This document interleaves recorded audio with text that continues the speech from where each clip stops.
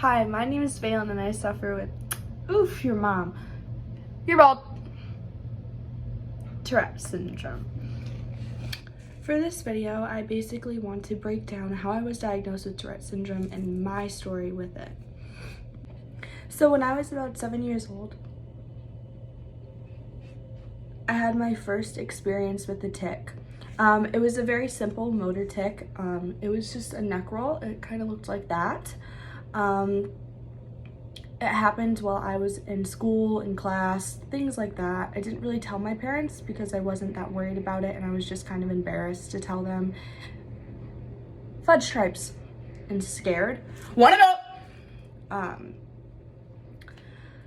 So as years progressed, they kind of went away for a really long time and then they came back when I was about, my hamster died. When I was about 15 or 16 years old, they kind of came back into my life. Hurrah! And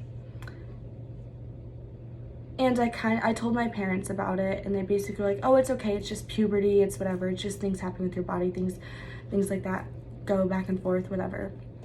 Because if you don't know, every 1 in 5 people suffer with tics in their life. So, fudge stripes, little pencil. So yeah. And my friends started to like catch along around my tics. So we kind of just like let it go. My parents just like let it go or whatever. And then I started developing like more tics. And my parents were like, okay, we'll take you to the doctor. So I went to the pediatrician and he diagnosed me with Tourette's. He was like, this is Tourette syndrome, but I'm gonna send you to a neurologist. So he sent me to a local neurologist in the area that he was close to. It was one of his friends. My hamster died. So when I went to go see this neurologist, I went there in November of 2020 and he diagnosed me with Tourette syndrome, a mild case of Tourette syndrome. And then, fast forward to COVID. COVID has changed everyone's life, either positively or negatively, in any type of impactful way in your life. It has changed it. Mine completely flipped my life upside down. With all the stress and anxiety that was going on in my life at the time, with online school, to being trapped at home, to not seeing my friends, to losing my friends, to just this whole just complete flip, caused me to experience more tics, experienced more stress, experienced just a lot of pain in my life. We'll see about that one. So we went back to see him again in the middle of COVID, and he basically told me he was a little bit confused with where I'm somehow developing all these tics. And I'm like, oh, well, just look at it. Like when you're in a pandemic that causes you stress and anxiety, that's the 2 things that make your condition worse. Like stress and anxiety rocket ships your Tourette's. Like it just makes it go all the way up.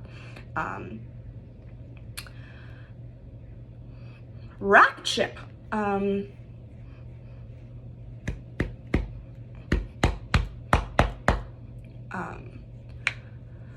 was I talking about? So it just makes it completely worse. So we went to go see him and he was really confused with where I got all these tics, these complex tics, these complex sounds. And he basically took away my diagnosis. He looked at me and he said, she can't work, she can't drive, she can't go to school, she can't do anything. It was very hard because I was an 18-year-old girl at the time who wanted to go to college. I wanted to become a nurse. I still want to become a nurse.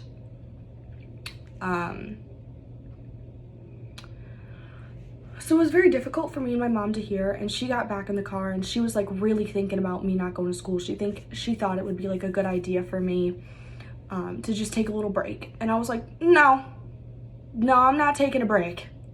I'm going to school to become a nurse. That's what I'm gonna do. So when I was in the doctor's office, he basically told me that I don't have Tourette's, but I have a conversion disorder, but I have Tourette-like symptoms, but I have symptoms of conversion disorder, but he can't diagnose me with anything because he's specialized in epilepsy. He doesn't specialize in a movement disorder, so he basically sent us home with no answers. Basically just was like, I'm not your doctor anymore, bye. So he was not a movement disorder specialist, didn't specialize in anything with Tourette's, didn't know anything about it.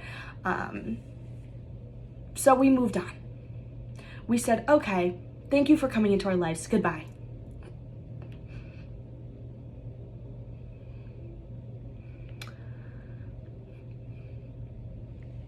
So we flew out to the Mayo Clinic in Rochester to get a diagnosis of Tourette syndrome. And when we flew out there, we wanted to know answers of why my doctor said that and why this and why that. And we went through background history. We went through basically what the definition of Tourette's is. We went through the definition of conversion disorder. We went through the definition of everything. And she looked at me and she said, this is 100% Tourette syndrome.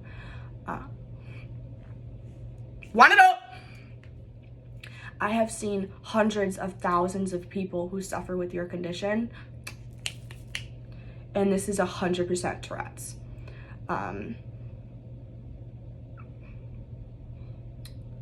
So she gave me a lot of hope. She put me on a medicine called Abilify, and then I went to go see a psychiatrist, and the psychiatrist diagnosed me with OCD. And because the OCD, anxiety, ADHD, depression, all those things are like correspondence to Tourette's. So I was diagnosed with all of those out in the Mayo Clinic. And I now have learned that I don't have to prove anything to anyone. If you don't believe what I have, then that is your own problem. I'm not going to sit here and act like your comments hurt me, because they don't, because I have every proof in the world to prove what I have is what I have. And I don't need to show that to you. I don't need to show that to anyone at this point. I suffer with Tourette syndrome, OCD, depression, anxiety, ADHD. That's what I suffer with. And I don't need to prove to any of you that that's what I have. So that is my Tourette's journey of getting diagnosed with Tourette syndrome. And to this day, I have Tourette syndrome. So I hope you guys enjoyed my YouTube video. Here are my socials below. Make sure to go follow and subscribe to my YouTube channel. Oof. I hope you guys have an amazing day. I love you so much. Bye-bye.